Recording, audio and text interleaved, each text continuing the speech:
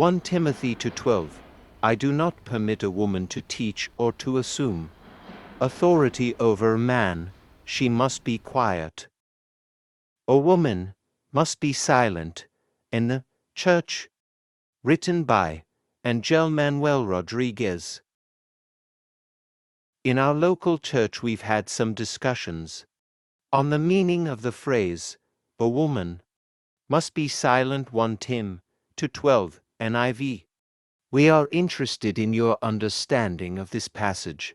To understand this text we'll have to do a word study, that is, an examination of the Greek word Paul uses here, and how it appears elsewhere in the New Testament.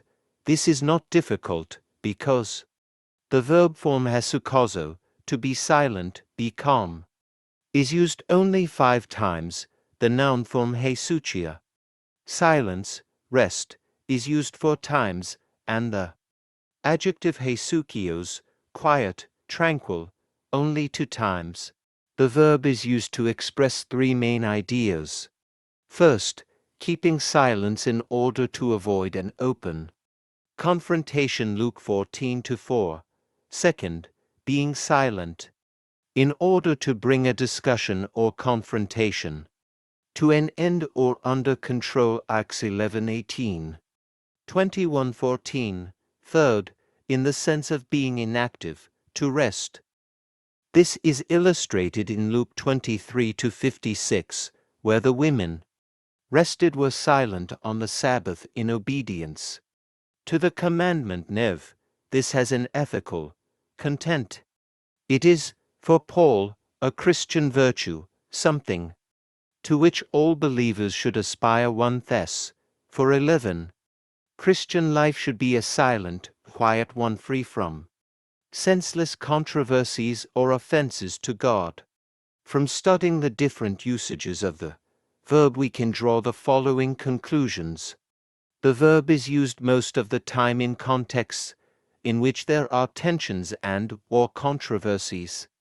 In a few others it implies that through silence an offensive behavior is avoided.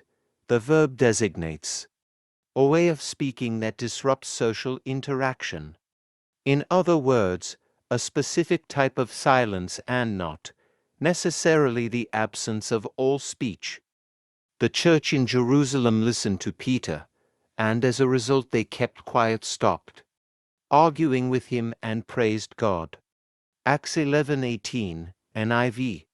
Since the verb does not necessarily mean the absence of words, but rather the absence of controversial speech, the verb can be used to express the ideas of calmness and tranquility, thus making real communication possible. The noun is used in basically the same way. First, it refers to the silence that brings to an end controversial language, Acts 22:2. Second, it avoids controversial and disruptive speech, 1 Tim 2:11-12. Finally, it designates the quietness of the Christian life that avoids disrupting the community of believers. It is this last usage that we also find in the case of the adjective tranquil, quiet. According to Peter, women are to adorn themselves with a gentle and quiet spirit, 1 Peter 3-4. But according to 1 Timothy 2:2, this type of quietness should be a characteristic of all believers. They are all to live quiet lives in all godliness. Having examined the New Testament evidence, we can now take a closer look at 1 Timothy 2:11-12. There is no doubt that Paul is concerned about controversies in the church. In verse 8, he exhorts men to pray without anger or disputing. In the case of the women, the apostle is also concerned about behavior and attitudes that could be disruptive. In order to avoid problems, he exhorts them to learn in quietness and full submission. Verse 11, something expected of a first-century disciple, male or female. The implication is that women are described here as students, disciples, and they are being reminded of their duties as such. Paul is forbidding the speech of a student that disrupts the learning process, thus protecting the rights of others to hear and learn. The phrase She must be silent, verse 12 does not mean that she must remain speechless, but that controversial speeches are unacceptable because they create unrest. This agrees perfectly with the use of the noun and the verb in the rest of the New Testament. Why did Paul single out women? Possibly because some of them had become the target of false teachers and their instructions. 2 Tim 3-6. As a result, they were bringing controversies into the church. Paul forbids this type of controversial and divisive speech when he says that a woman must be silent.